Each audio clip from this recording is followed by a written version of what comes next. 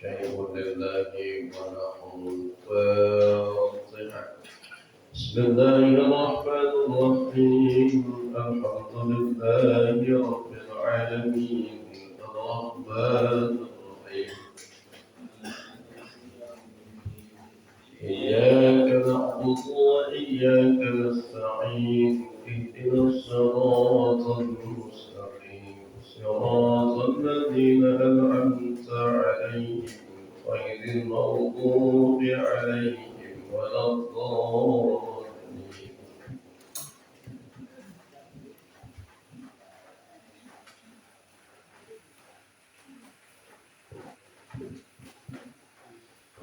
وصلتي إلى أربعة الخلفاء الراشدين سيدنا أبو بكر الصديق سيدنا عمر بن الخطاب سيدنا عثمان بن عفان سيدنا علي بن أبي طالب.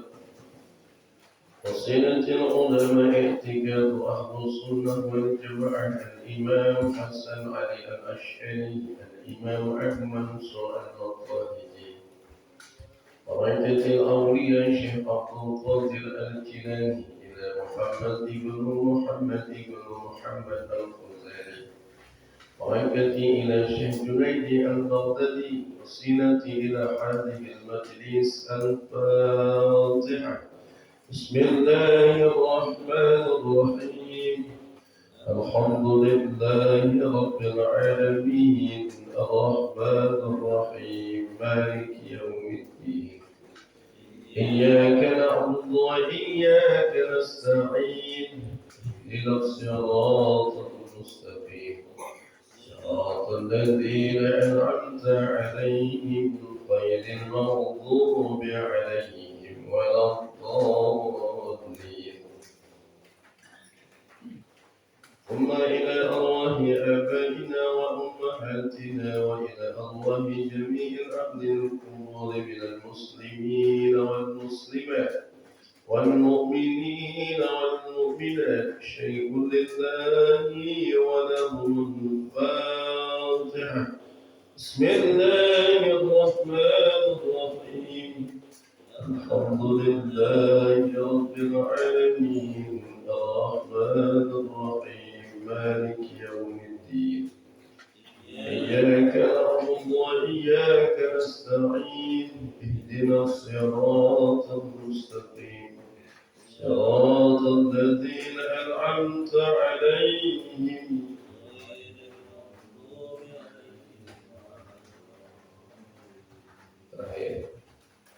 وصلت إلى الملائكة المقربين وجبريل وميكال وإسرافيل وإجرائيل والملائكة في القبور والسماوات والأرض وما بينهما. وركعتهم القرآن الفاتحة. بسم الله الرحمن الرحيم. الحمد لله رب العالمين الرحمن الرحيم مالك يوم الدين. إياك نعبد وإياك نستعين. صراط الذين أنعمت عليهم غير المغضوب عليهم.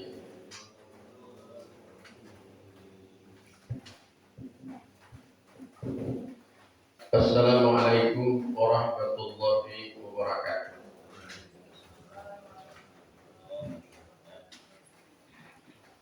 Alhamdulillah wa syukurillah hamdan na'imin ala rasulillah.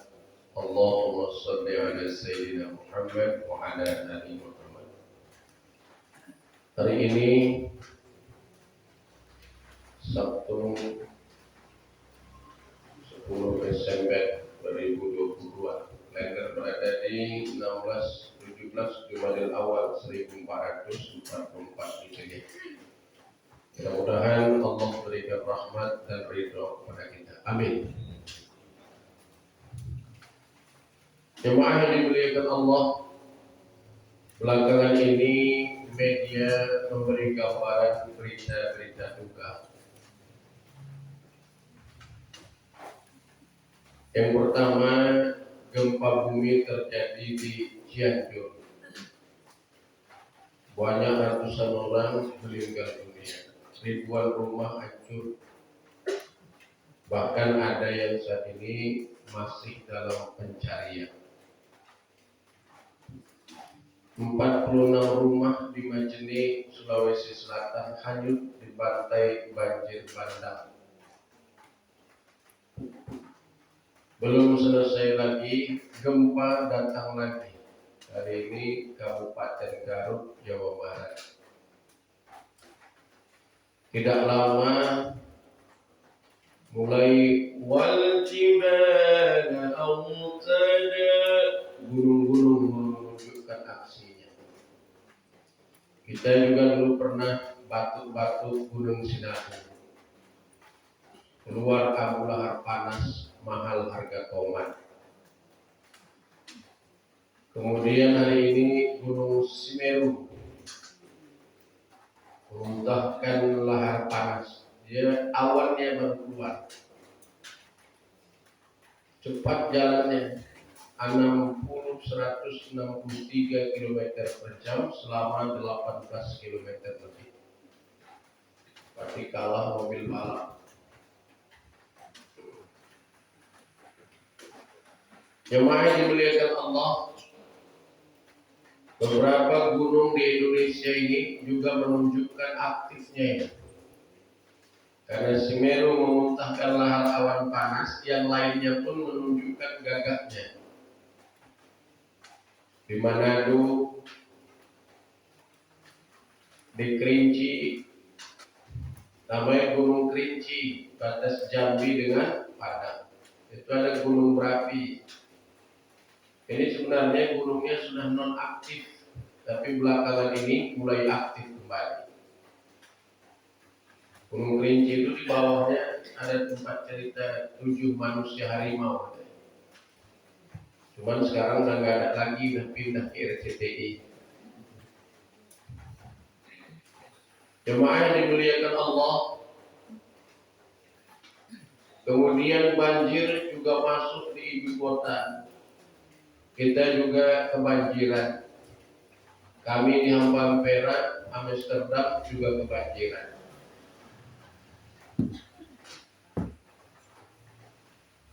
Terima kasih. Sedih kan kau?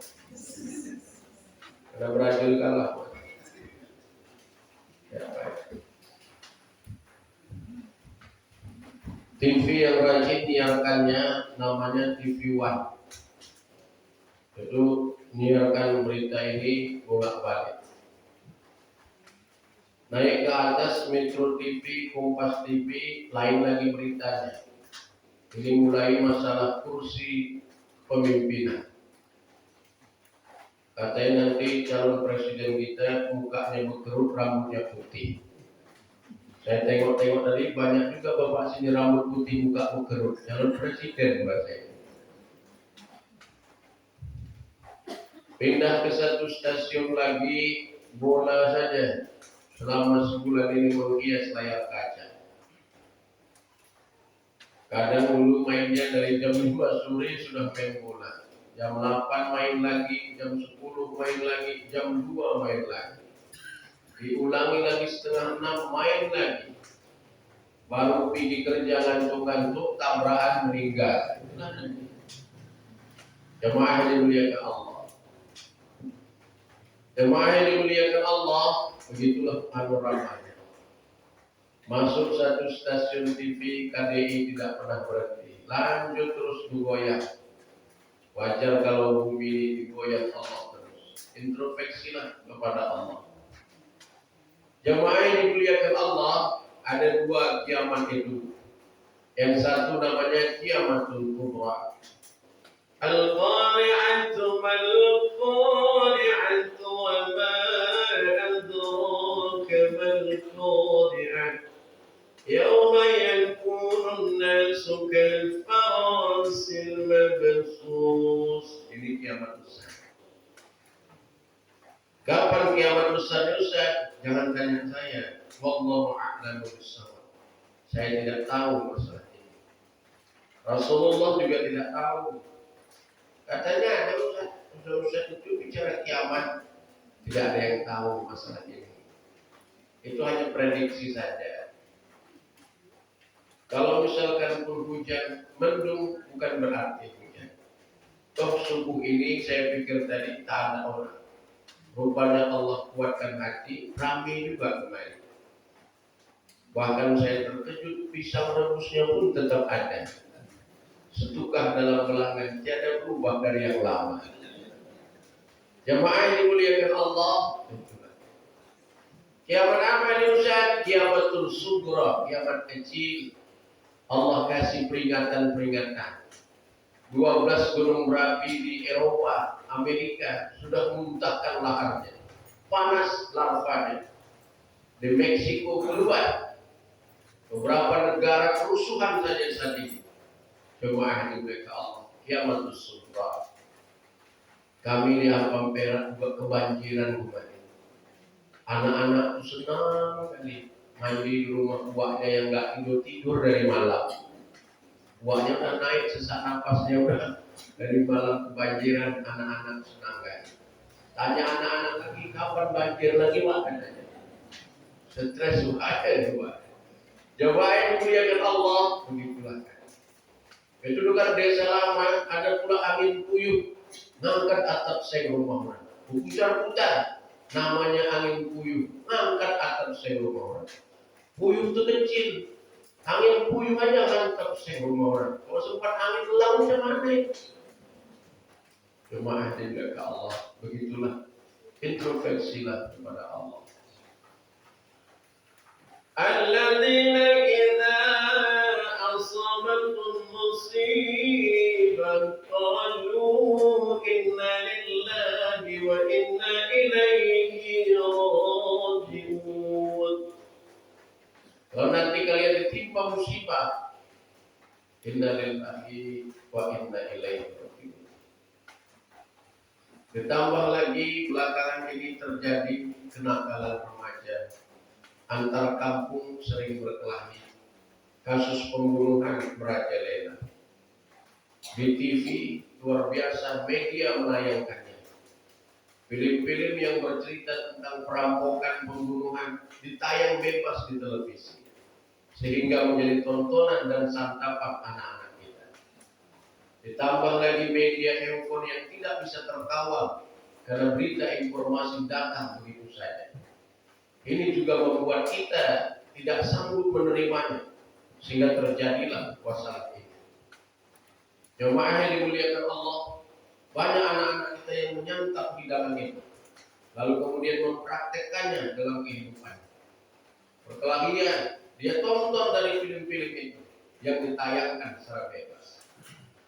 Di film juga keluar honor namanya, film hantu. Lalu dicari pula stasiun televisi, ada yang spesial cari hantu. Bahaya. Orang cari impak, dia cari hantu. Jemaah dimuliakan Allah. Untuk memberikan santapan-santapan yang lain, sehingga konsumtif dia. Sehingga kalau ustaz tidak bisa melihat hantu, maka tidak disebut ustaz namanya. Padahal orang yang bisa melihat hantu 5 kelompok saja. Yang pertama, orang yang bisa melihat jin dan malaikat itu adalah para aulia dan para nabi Allah. Para nabi dan rasul yang bisa melihat. Rasulullah pernah berbicara dengan Raja Iblis. Dia pernah berdakwah dengan golongan jin. Seperti Nabi Sulaiman bisa berteman dengan jin Ifrit dan mereka tunduk di bawah perintahnya. Yang kedua, orang yang diberikan Allah kesempatan itu adalah para aulia dan para ulama. Orang yang betul-betul tunduk kepada Allah tingkat mursyid, baru dia bisa dilihatkan perkara ini. Jemaah yang dimuliakan Allah yang ketiga, orang yang bisa melihat hantu dan jin adalah orang yang sedang kemasukan jin ini. Berarti kalau dia ulama bukan, Allah nabi bukan, berarti dia kesurupan jin. Berarti kalau dia berpakaian sebagai ustaz, berarti dia berteman dengan golongan itu. Dan orang yang bisa melihat peristiwa kubur dan para malaikat dan jin adalah binatang-binatang ayam dan anjing. Mereka yang bisa melihatnya. Jemaah yang dimuliakan Allah, inilah kadang-kadang menjadi masalah. Maka kita disuruh membaca ruqyatul ayat, namanya ayatul kursi, dibuka dengan wasilatul fatihah. Jemaah yang dimuliakan Allah, inilah sedikit fenomena kehidupan kita menjelang masa akhir tahun. Tapi jemaah dimuliakan Allah, kuatkan hati dan istiqomah di jalan Allah. Ulaika ala salawatum min rabbihim wa rahmah wa ulaika humul muhtadun. Jemaah dimuliakan Allah. Baik, kita mulai. Itu baru mukadimah ya. Minuman teh dulu, banyak minuman teh 3 gelas, tinggal pilih aja yang mana. Ini 1, aqua 1. Pisangnya sesuai dengan minuman. 1, 2, 3, 4. Pisangnya pun 4.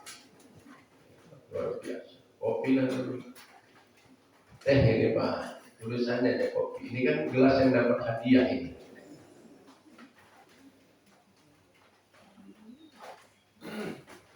Jemaah dimuliakan Allah.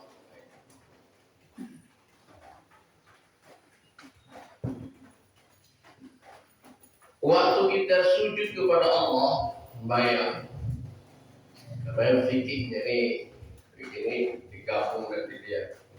Kenapa sholat ini disebut mi'rajul mukminin? Di mana diamnya Ustaz sehingga khusyuknya itu bertambah. Maka di antara 13 rukun pada kaidah fikih ada namanya 5 yang disebut ulama dengan kauli. Jemaah dimuliakan Allah, saya ingin menceritakan asapnya, tapi harus dimasukkan tetangganya. Kalau kita sembahyang wajib dengan sembahyang sunat, ada namanya sembahyang wajib, ada sembahyang sunat. Ada namanya sunat muakkad, ada namanya ghairul muakkad. Ada perkara ringan, ada perkara berat. Ada namanya sembahyang sunat sebelum maghrib, ada sembahyang sunat setelah isya. Ada namanya qobliyah sebelum isya, ada nama ba'da setelah isya. Itu namanya ibadah yang muakkad. Ibadah yang paling unggulan rupanya bukan ibadah tahajud.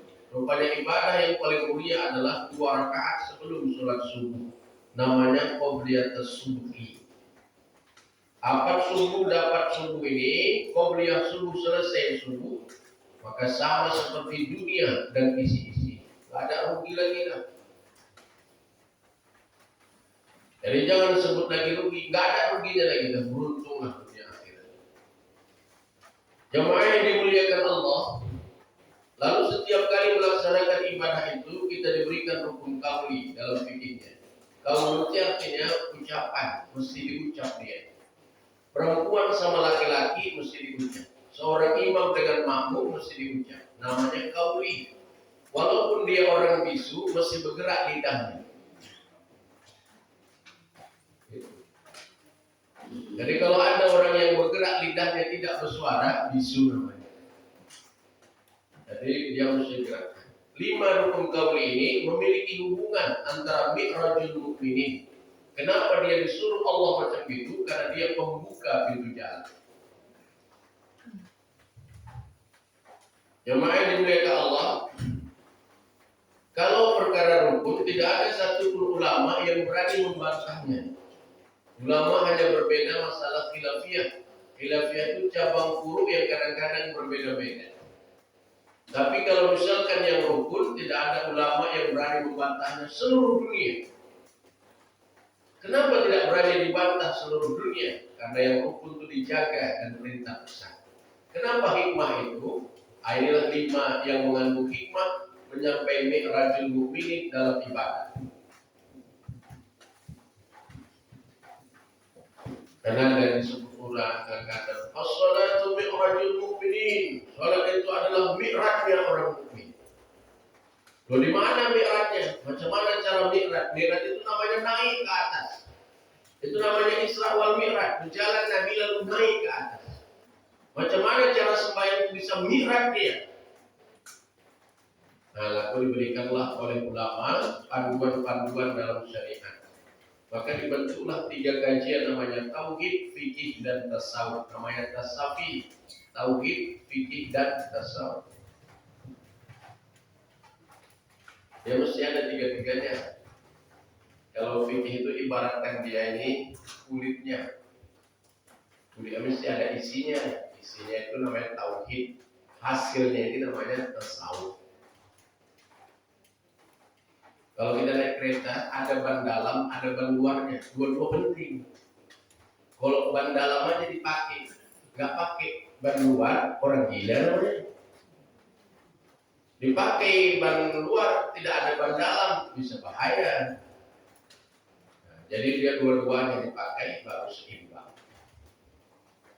Macam mana naruhkan kopi ini ke dalam gelas? Mesti ada gelasnya. Gelas ini tidak berfungsi kalau tidak ada kopinya. Dia lengkap. Jadi karena teh sudah diminum, kopi pula. Dan lama meledak usus saya ini.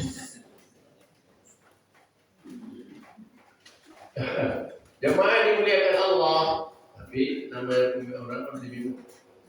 Kadang-kadang Ustaz kasih orang begini, saya nggak bisa, harus saya minum semuanya. Ada pernah saya tulis ini, saya biarkan berdua itu. Rupanya dia yang ngasihnya, tidak saya minum. Maka sekarang saya minum aja.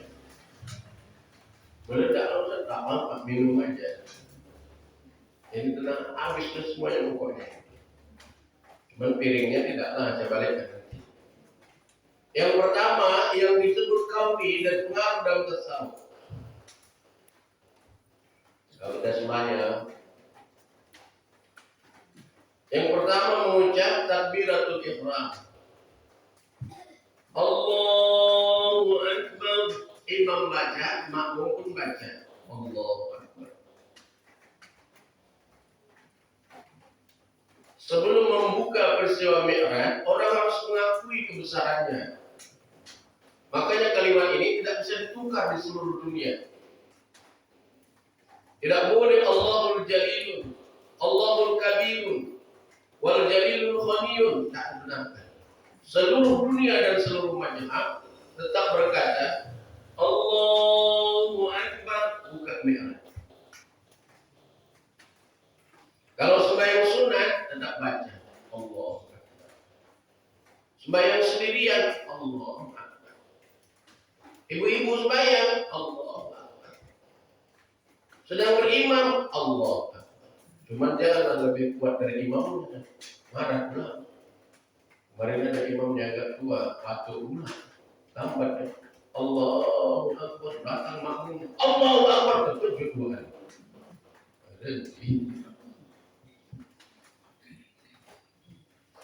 Jemaah yang dimuliakan Allah yang pertama. Makanya ulama tidak mempermasalahkan letak yang lain. Kalau yang lainnya, peletakan tangannya itu namanya khilafiyah, sesuai gurunya.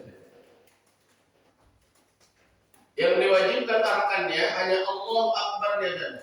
Allahu Akbar. Bukan Mi'raj. Allah yang Maha Besar. Tidak ada lagi yang bawah. Dan kalau gerak tangannya itu masing-masing. Kata Ustaz mesti sampai anak telinga. Allahu Akbar. Tidak, kata ulama lain. Kami hanya sampai batas dagunya. Allahu Akbar. Kecuali perempuan agak ketat badannya.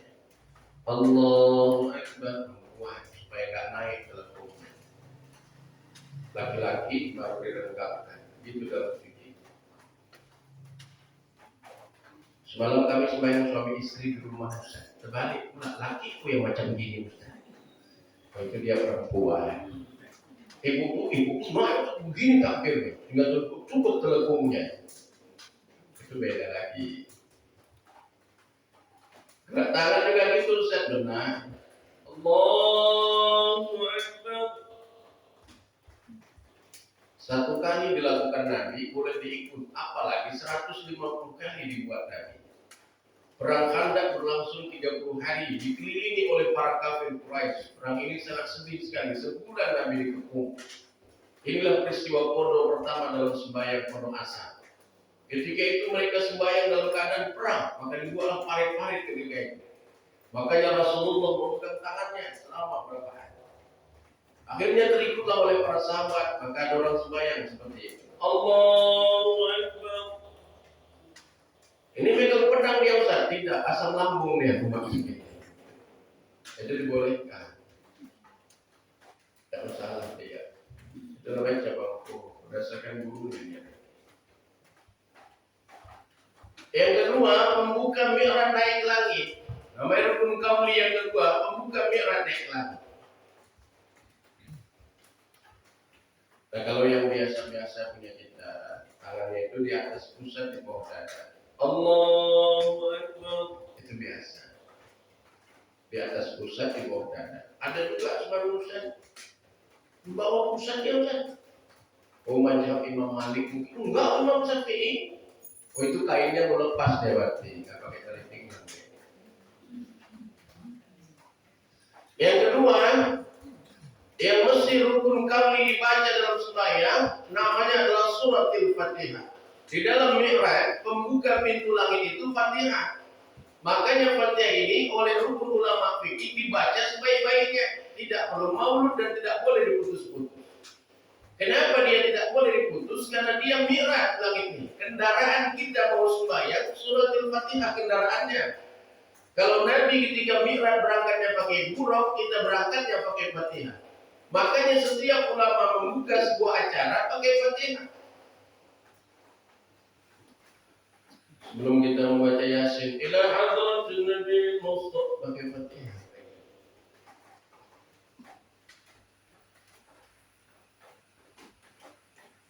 Makanya sembahyang itu ada Fatihahnya. Fatihah itu mesti dibaca sebaik-baiknya. Semua pakai Fatihah. Tidak ada yang tidak pakai. 4 rakaat 4 kali baca Fatihah. Subuhnya 2 rakaat 2 kali baca Fatihah. Kecuali rakaat masuk dalam fikih masuk dari bahas. Yang boleh korti. Jemaah dimuliakan Allah. Maka ulama kalau misalkan baca Fatihah itu imamnya salah, dia tidak boleh diingatkan dengan bahasa yang lain, tentang bahasa Fatihah. Bismillahirrahmanirrahim. Alhamdulillahi rabbil alamin. Rupanya pada Ar-Rahmanir-Rahim. Namanya manusia. Maliki yaumiddin. Makmum belakang enggak boleh subhanallah. Dia harus bilang Ar-Rahmanir-Rahim.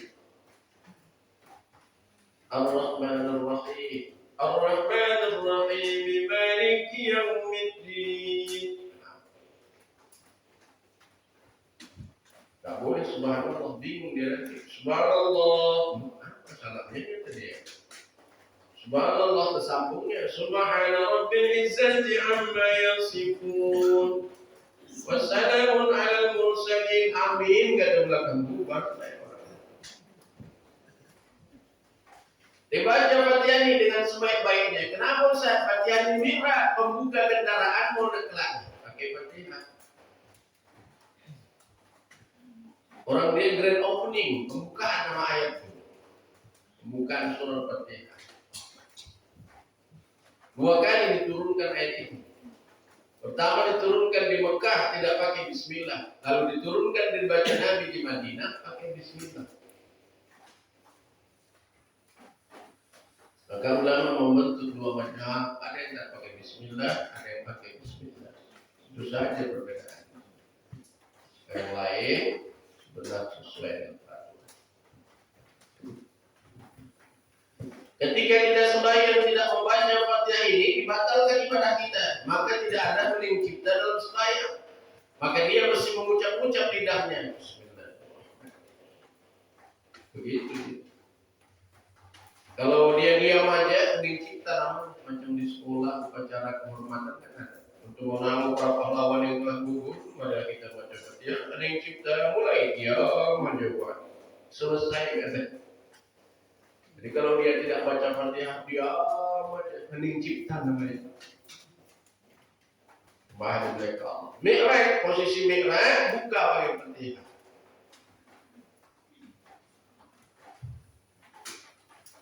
Sesuai dengan pemahaman masing-masing. Ya kita namanya Persia, sistem bacanya seperti ulama Mesir.